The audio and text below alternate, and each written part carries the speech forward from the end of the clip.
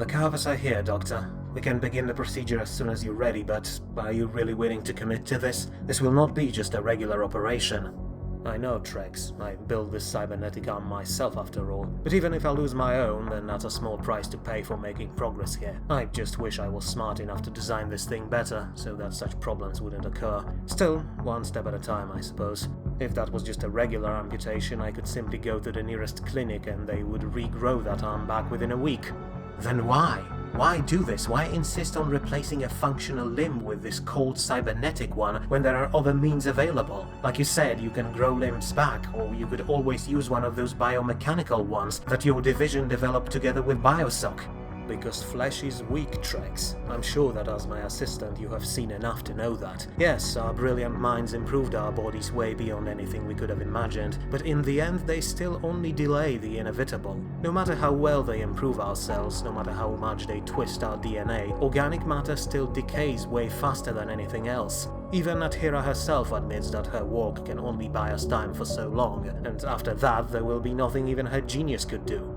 And you can call me decadent, but after living for nearly 1.5 centuries, I don't want to die. I don't want to just disappear into nothingness, not while there's still so much to learn, so much to uncover and understand. But if we want to stay here, then it can't be in these bags of meat, and that arm there on the table is the first step to achieving that. Previously, our biomechanical limbs operated using original nerve connections of the patients. My model removes it all and replaces these connections with fully artificial ones, going straight to the brain. Do you understand now why it's so important?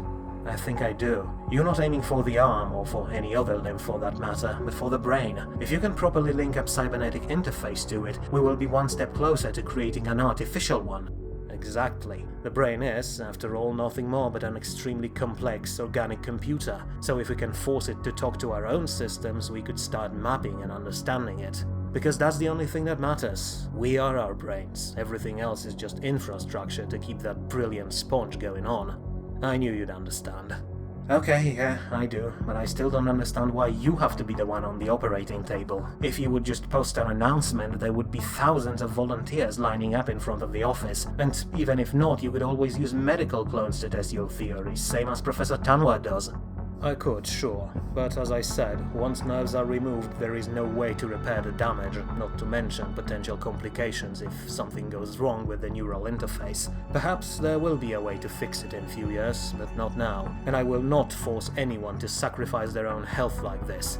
Like with all my other inventions, if it's worth doing, it's also worth testing on myself before any other person. Call me old-fashioned, but I consider this to be my rule. Helps me keep perspective. I understand. In that case, I will not stop you. And I know that if you have designed this arm, Doctor, then it's going to work. So, can we begin? Aye, I'm going to get changed and you prepare the anesthetic. Just don't overdo it. It won't be any good if my brain just shuts down during procedure. I can take a little sting. Okay then, let's do it.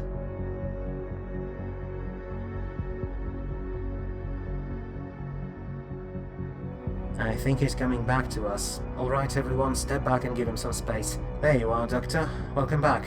How do you feel? Amazing. But if I ask for a reduced dose of anesthetic next time, just punch me in the face, okay? It feels like someone tore the side of my body apart. Because that's pretty much what happened. But I'm happy to report that everything seems to be working exactly as you planned. The arm responds to outside stimuli, and your brain scan shows that the interface works optimally there. You did it, Doc. You melded man and a machine. There's still one last test, though, one that had to wait until you woke up. Of course. Let's just... Yes, I can move it just fine. There are no delays. Well, at least not noticeable ones. And I can feel with it. The bed, my other arm, and... That's your hand, Trex. Oh, sorry. That procedure was really tiring. Had to lean on something. Oh, of course. Alright, enough celebrations, we still have more work to do. That was just the first step, but I know the end result will be worth it.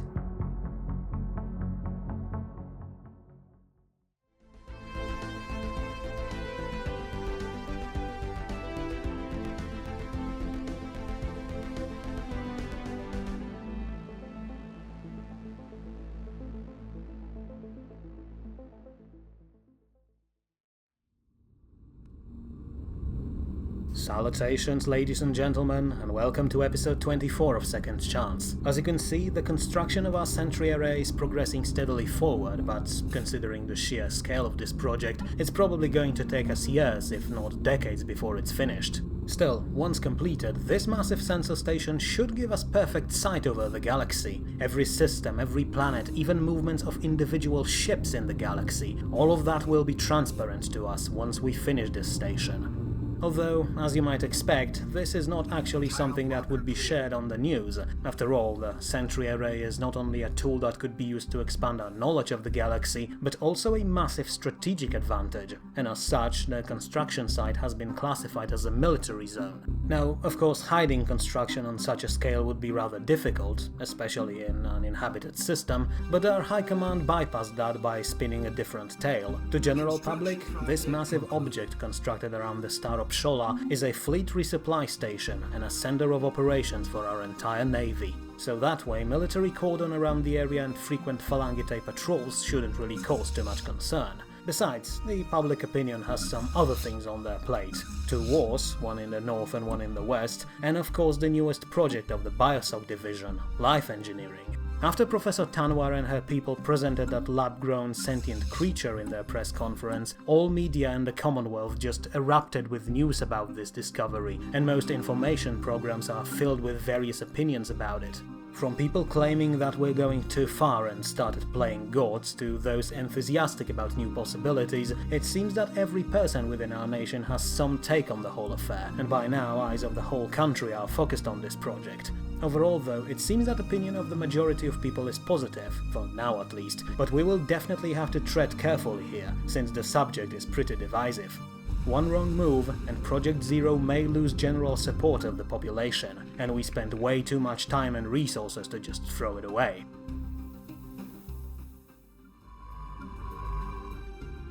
Now, speaking of research projects and researchers themselves, we now have another addition to the field branch of our Science Council, a Catheman scholar by the name of Tor Gandar, who has replaced that maybe 3 billion drone that fled to us decades ago, in fact, so long ago that it was actually before Gandar was born. So now, at the age of 35, he is not only one of the youngest members of the Science Council, but he's also the first Cathema to hold a significant position within the Commonwealth, a sure sign that his people are now truly integrated and values members of our society. Of course, Tor Gandar is not just some token alien scientist hired to fill the quota. We are still a meritocracy after all, so his position is more than justified. Long story short, this researcher from Katanab scored perfect 100% on all aptitude tests, a feat that no one managed to accomplish except for our own Professor Tanwar almost a century ago. So, for now, Gandar's assignment is to oversee work of laboratories and design offices on New Sajar, but who knows, maybe one day he will replace one of our 3 main researchers as the head of his own division.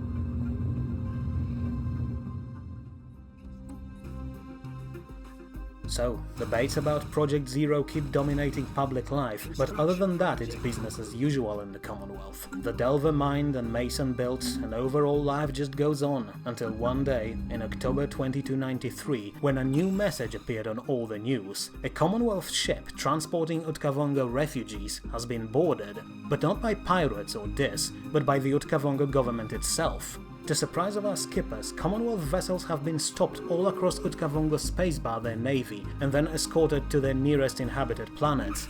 Fortunately, our captains complied with these demands and we avoided any kind of diplomatic incident, but once we learned the reason for this massive roundup, heated discussions between human and Utkavongo politicians reached the highest offices in both countries. Turns out, the military commissariat that currently runs Utkavongo society has decided to completely suspend all migration between our 2 nations, and the reason why they stopped our ships was to bring back all the people who were leaving their lands and their war against the Dis, in hopes of finding new life within our borders.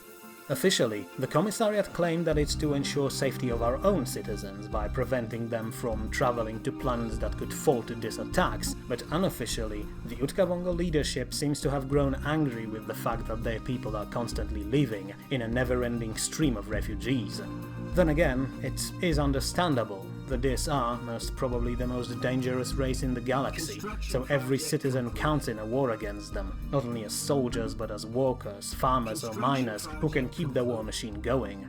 But still, it doesn't change the fact that such a move is going to sour our relations, not to mention that it may cause some issues for the Commissariat itself, as it will surely cause dissent among those who wanted to leave. As for us, we're still welcome to send merchants and keep the exchange of goods going, but at least for now, the exchange of people will not be possible. All we can do is hope that those who are forced to stay won't just end up killed by Deus ravagers.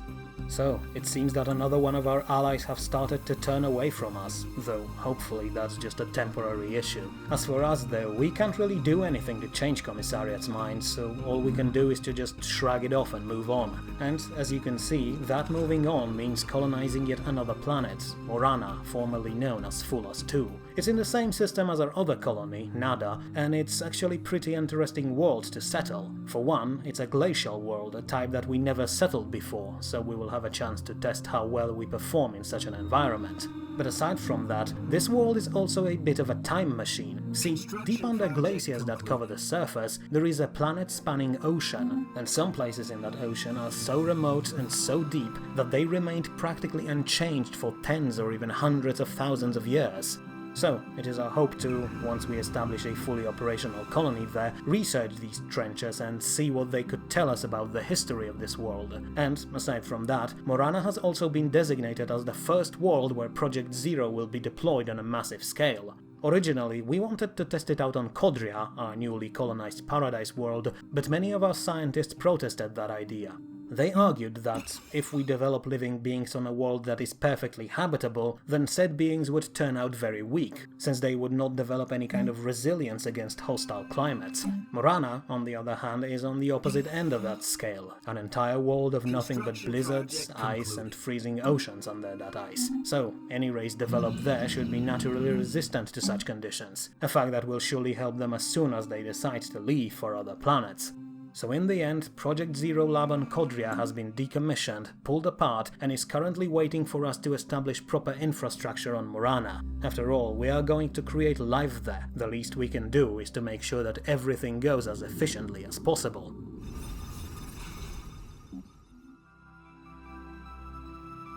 But as our settlers began drilling into the ice on Morana, some more disturbing news reached us, this time from the Kingdom of Yadra. The rebellion against the Empress has claimed another system, effectively splitting the country in half. Except this time, it wasn't just a simple change of administration like it was on Rata Gas, but an actual bloody uprising with millions of dead on both sides. In the end, the rebels have won, but their bold actions were the last straw for the Empress, who has decided to mobilize her armed forces to retake the lost systems and unite her already weak country. Which means that, by now, Kingdom of Yadra is in full civil war. Both sides are accusing each other of starting it, but in truth it doesn't matter. All it means is that Yadrans, who were already one of the weakest nations in the galaxy, are now even weaker as they slaughter each other. For now, they seem to be focused on each other, but we should probably keep an eye on them, just in case one of the sides decides to approach us for support, though given their dislike of our nation, that's rather unlikely.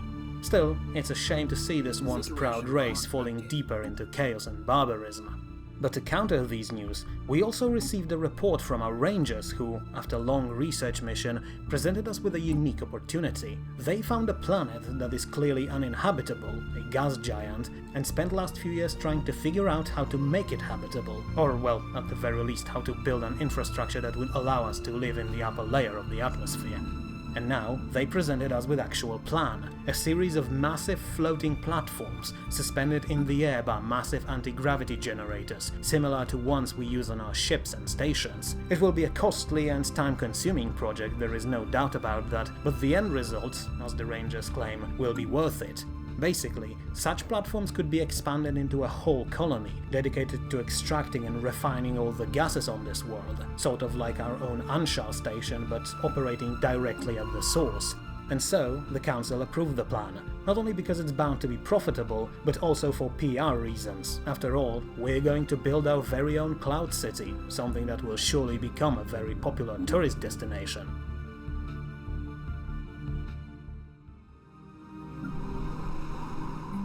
Speaking of tourist attractions, we recently uncovered another one, surprisingly on a world that we have colonized decades ago, Zema. This aromatic colony has been steadily developing during past decades, and by now it's a fully exploited world, covered in massive cities and factories that span for hundreds of kilometers.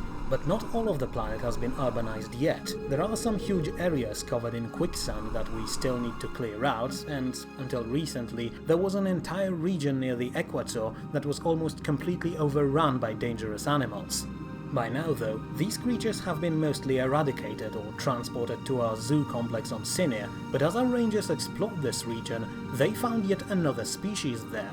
Birds that they named monarch eagles. Not nearly as vicious as other wildlife that inhabited this area, these avians have quickly adapted to our presence, and we even managed to domesticate some of them in a matter of weeks. Turns out, these birds are extremely intelligent, perhaps even smarter than dogs, but more than that, as our zoologist realized, they also seem to possess some low-level psionic abilities. Once domesticated, they form a bond with their new master and use it to communicate simple concepts like danger or food, which makes them extremely useful since they're basically like walking dogs, only with added bonus of being able to fly and communicate across large distances.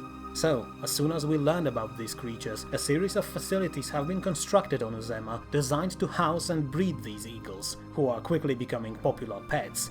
Even the government procured some of them as official mascots, and no wonder considering what symbol is in Commonwealth's flag. But the fact that we, the Commonwealth, a nation with fierce no kings no masters mindset, decided to name these creatures monarch eagles probably says enough about specific sense of irony of our citizens.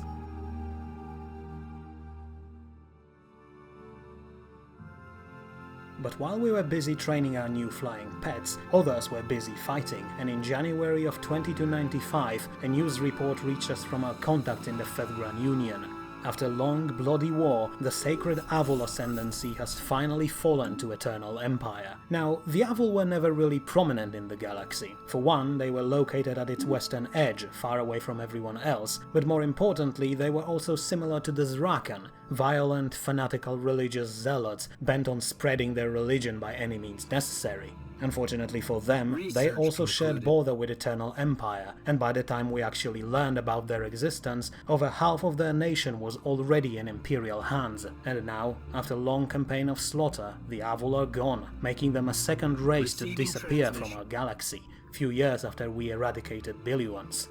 Now, the Avul would never really ally themselves with us, but nonetheless it's always grim news to see an entire species go. But more importantly, it also shows that the Empire is no longer playing around. Their crusade of purification continues, and we can only look from afar and hope that someone will stop them before they reach our own borders. But while these news had ultimately little impact on our own country, the shockwaves of Avul destruction reached every other race and caused several governments to rethink their position in the galaxy.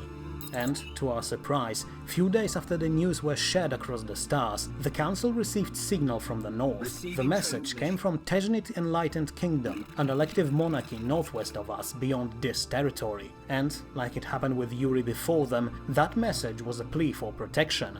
The Tejnit monarchy was willing to abandon their independence and become Commonwealth's protectorate in exchange for lending a helping hand should either Dis or Imperials come knocking. In fact, the Tejnit were actually living in exile now, reduced to a single planet and a handful of neighboring systems after Dis Ravagers conquered most of their country, including their homeworld. So, while we never really had any major contact with this civilization, we're going to accept their proposition anyway, if only to regain some sort of an ally after we lost the Utkavongos. In theory, it could sour our relations with the Dis, who no doubt have plans for this crippled kingdom, but given their approach to other races we really shouldn't worry too much about it. They're going to hate us anyway no matter what. So, we now have yet another protectorate under our wings. Protectorate that has already agreed to, eventually, become a part of the Commonwealth. That's another world acquired without spilling blood, not to mention that it will further cement our reputation as protectors of other races. But as you can see, mere days after we negotiated a deal with the Teshnid, we received another similar proposition, this time from United Meshben Council, yet another single-planet nation, located between Ahadis and Shizris to our north. Thing is, these Meshben are actually relatively new arrivals onto galactic scene. While the Teshnid were already spacefaring by the time we first learned about them, Meshben took to the stars only recently. Their first interstellar flight was less than 30 years ago, and by the time they actually learned how to move across the stars, all systems around them were claimed by far more powerful nations, which, in the end, left these aliens locked in their own home planet. So, a very similar story to our own Queptilians, only that, in Meshben case, they tried to go forward alone without joining any other race like Queptilians did.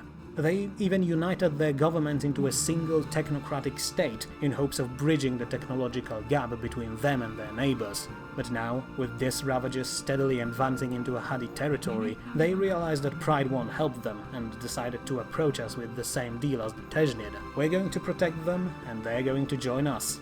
And once again, we're going to accept. We're going to have to send some more diplomatic missions, as well as researchers. After all, we know almost nothing about our new citizens. Meanwhile, another political term came to an end, and once again Commonwealth held elections to decide who would become a Chancellor.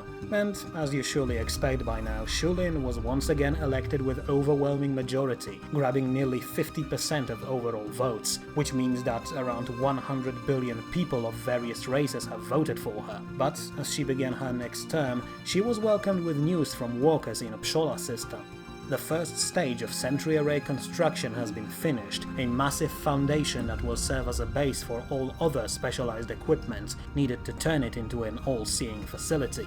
But Lynn's celebration was short-lived, for although the workers finished their job in time, they also brought with them rough estimates of just how much the next phase is going to cost, and when Lynn saw these estimates, she just couldn't suppress swearing.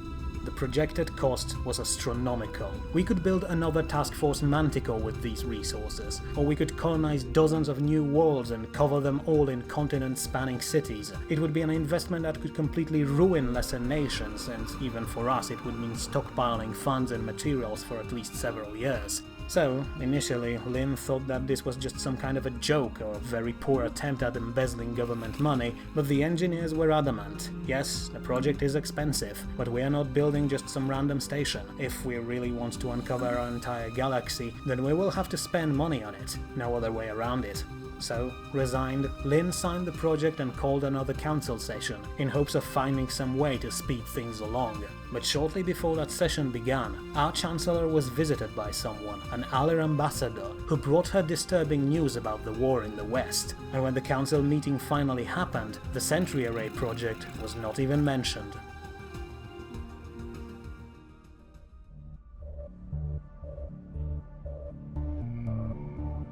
Ah, Aspin, there you are. I thought they'll never let you leave that room. Was your briefing that complicated?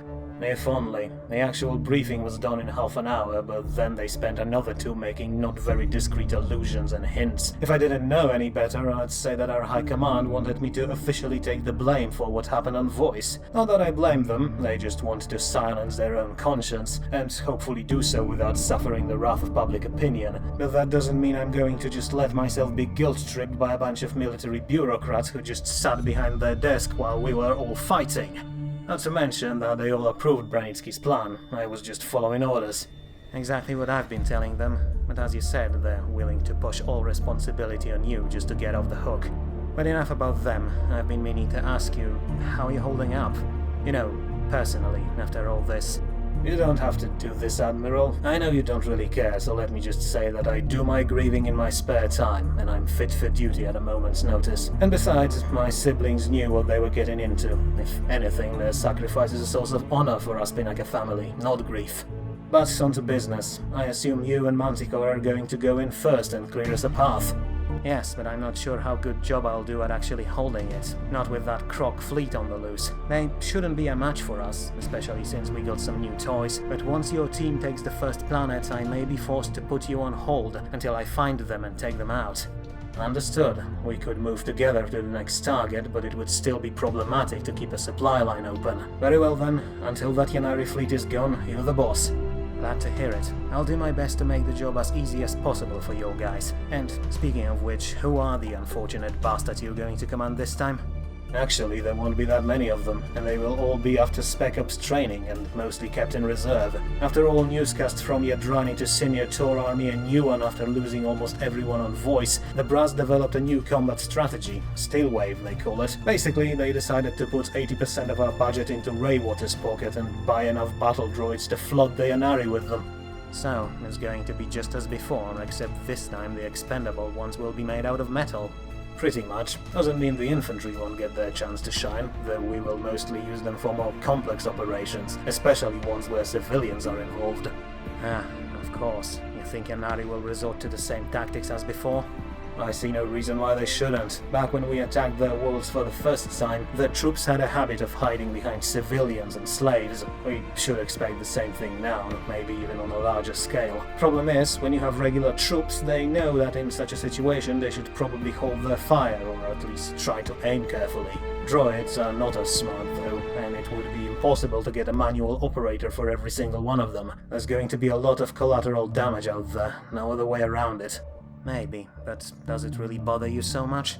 Yes, because I'm the one who will have to hold these planets after we take them, and it will be my men who will pay the price if Yanari decides to pull out torches and pitchforks, though, given their cheerful character, they probably will do it anyway. Oh well, guess we'll see. Alright, as my second-in-command, they probably told him to keep an eye on me at all times during this operation. If you don't mind, Admiral, I'm going to run. Lots of work to do and all that. Good luck out there.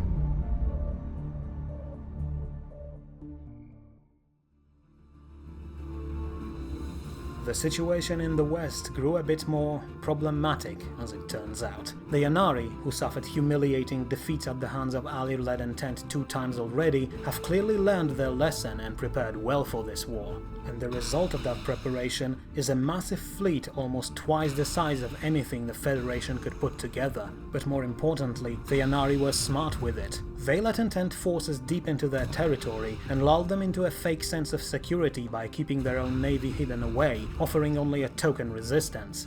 Now though, with Intent fleet far away from their borders, and with their supply lines stretched, the Yanari Armada has emerged, ready to fight, and catched Federal fleet unprepared in Avasonea system, the same one where they had fought in their previous war. Intent forces tried to escape, but it seems that Crocodile slavers have some new engines mounted on their ships, and managed to catch up to them, tying Federation forces in a decisive battle. Battle that, according to all reports, the Intent have no chance of winning. Their fleet is impressive, there's no doubt about it, but Yanari have them outclassed, outgunned and outnumbered, with 21 battle cruisers and 34 cruisers forming a core of their fleet, and with another 50 other ships providing support. So, the Ally-led fleet did the only thing it could. It engaged the Yanari in an uneven combat, while trying to find some way out of the situation. But the truth is that their only option may be a risky emergency jump. Even that will leave them crippled though, and unable to commit to any kind of offensive operations. If anything, they will have to fall back, dig in, and prepare for an invasion themselves. But we could stop it. For years now, the Yanari have been a thorn in our side. We fought against them already, and even now their raiders constantly try to cross our borders and kidnap people from our outer colonies. And although the Ally and their team are not officially our allies, we're on good terms with them, and we certainly do not want to see their worlds fall into Yanari hands, especially since quite a lot of our own people live within Intent's borders. And so, in yet another emergency council meeting, leadership of the Commonwealth proposed another vote for us to go to war again, to help out our long-standing friends, and to punish Yanari menace once and for all.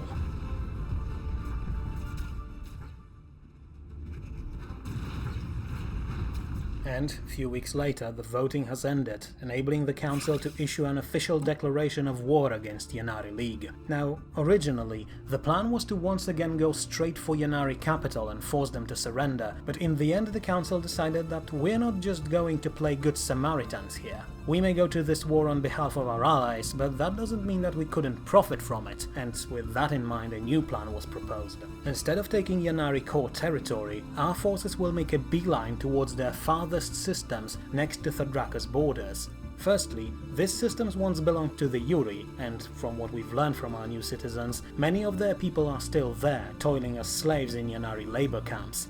Secondly, it would create a buffer zone between Entente and the League, which should prevent any further conflicts between them. And finally, it would greatly expand our sphere of influence, since we would finally have a proper foothold in Galactic West. So, with that objective in mind, the war was declared on 27th of March, and an official order of mobilization was issued.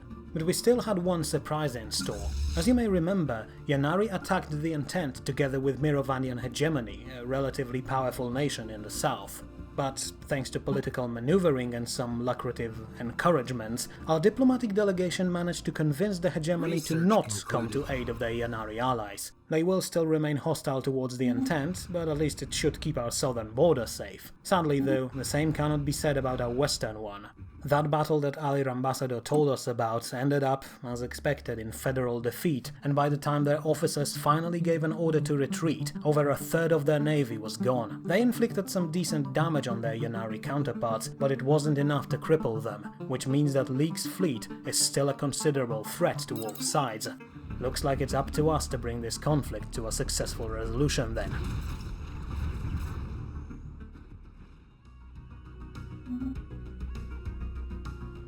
While our forces mobilize to take the fight to the League, work continues on some of our civilian projects. As you can see, we now have yet another colony, Aziren, located in Karmagas system. Like Rhea back home, it's just an empty, atmosphereless barren rock, so we had to deploy our robotic walkers first to prepare initial infrastructure there. But unlike Rhea, this colony was established with a single specific goal in mind: creation of new life.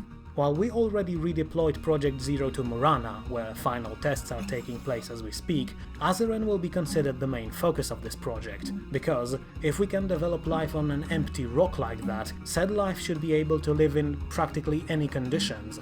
It's going to be extremely difficult and complicated process, since we have to create organisms that can survive without or with very limited atmosphere, but if successful, these creatures should be able to expand into all corners of the galaxy, and no place would be too inhospitable for them.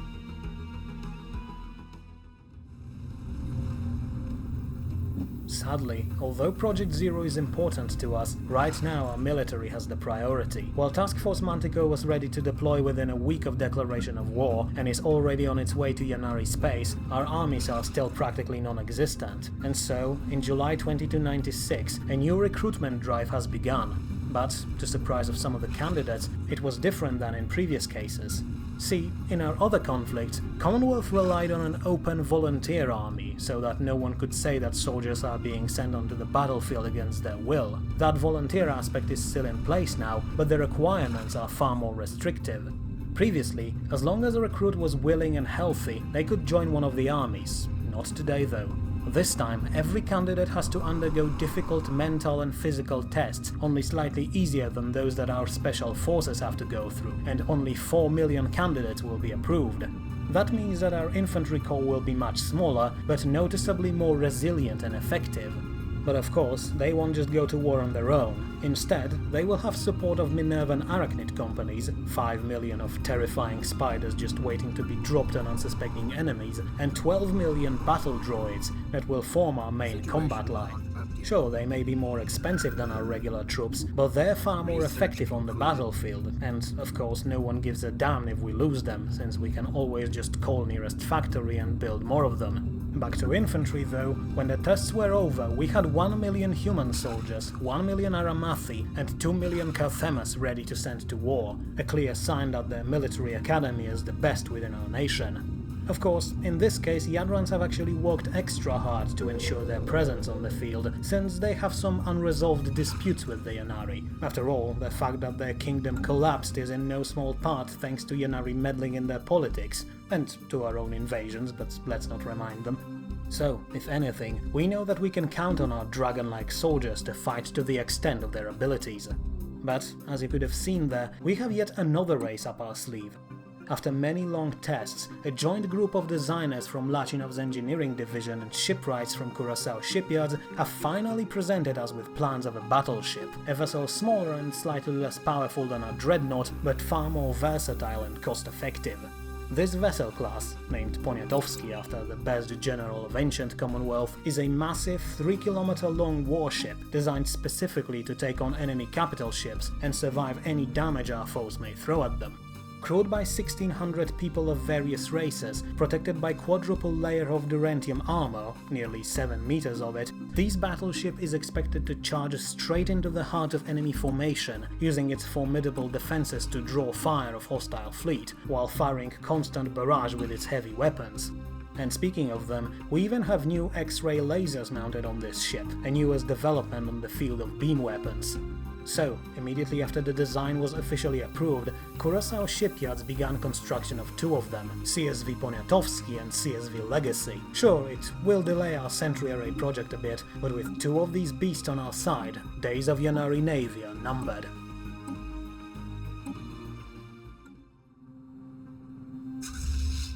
Now then, with military side of this war mostly taken care of, we still have one issue to resolve, namely, the extensive Yannari presence on these worlds we want to conquer.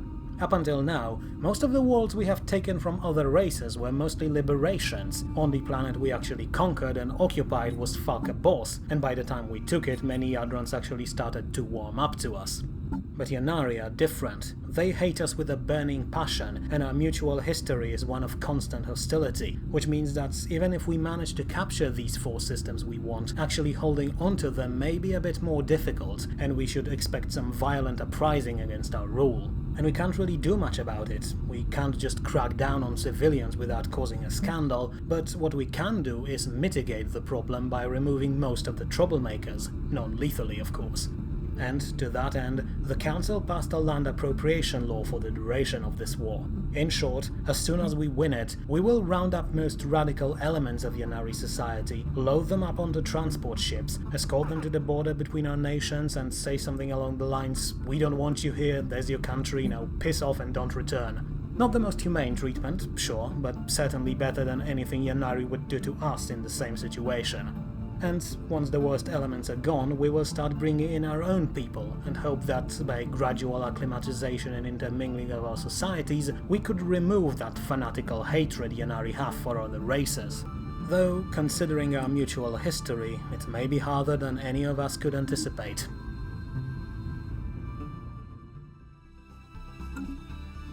Back to military matters though, while our fleet is already on the way to Ebocrossy system, our first target, back home Curaçao shipyards have just finished construction of our first battleship, CSV Poniatowski. And while it may not be as an impressive a sight as our massive dreadnought, it's still an imposing vessel in its own right. Sure, CSV Archon may be huge and powerful, but CSV Poniatowski is developed using far more advanced technologies, and is actually almost as powerful as the dreadnought itself, and once its sister ship is completed, together they will be more than a match for it. Most importantly though, our battleship is not as slow as our dreadnought, which means that it won't slow down our fleet so much. It may actually be a good idea to build up a second, smaller task force of support ships and base them around CSV Archon as a secondary fleet that would follow our main force without restricting Manticore's strategic mobility so much.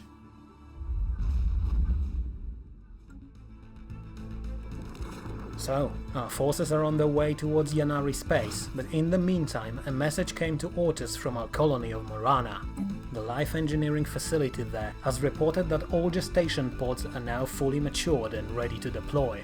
Over the past few years, researchers of Project Zero have created 2 billion creatures and, slowly, cell by cell, built them into beings of physical and intellectual level similar to our own. Some of them even experimented and tried to develop new beings built on a massive titanic scale, but that side project was quickly shut down by Prime Minister Ishii, who argued that we should probably not create 100-meter tall giants as first batch in this experiment. Better to be safe than sorry, though he also clearly mentioned that researchers should hold on to that data about titanic life, just in case. And over the next few months, the life pods were opened one by one until finally, in December 2297, 2 billion of freshly created living beings were standing on the surface of Morana, organized into their new settlements by people from the BioSoc division. These new citizens, called Vryn by the researchers, were built using the same template as that single creature that first presented Project Zero to general public, a humanoid form similar to our own but with few adjustments like tougher skin and bone protrusions in various places on their body, including their heads. but although relatively similar to humans on the surface, Vryn biology is decidedly different, with more robust muscles, heart and lungs, as well as slightly more fat tissue to insulate them from freezing conditions of their ice-covered world. But, these differences aside, simply looking at the Vryns is enough to realize their human-based origin, a fact confirmed by the very researchers who developed them. Like in the ancient book, they said, we wanted to create life in our own image, and that's exactly what they did. But the journey has only just begun for the Vryn. For one, although we made them suited to their new homeworld, they're not as well developed as other races who had hundreds of thousands of years of evolution under their belts. So, in order to remedy that, Professor Tanwa proposed that we should immediately develop a gene therapy designed specifically for them to make them more versatile and useful. But it was at this moment when the government and people of the Commonwealth protested. It's one thing to create new life, the public opinion said, but once that life is fully sentient, and the Vryn certainly are, we should back off and give them a chance to make decisions for themselves. Sure, improving their bodies with DNA tampering is a good idea, but we should not just force them to do anything they don't want themselves. So, for now, the Vryn will remain in their own enclaves on Morana, under strict observation, until they decide what it is that they want. But, as you might expect, it may not be as simple as it seems, and we will see how the story will unfold for these freshly born people and fully turn our attention to the war in the West, in the next episode of Second Chance. See ya then!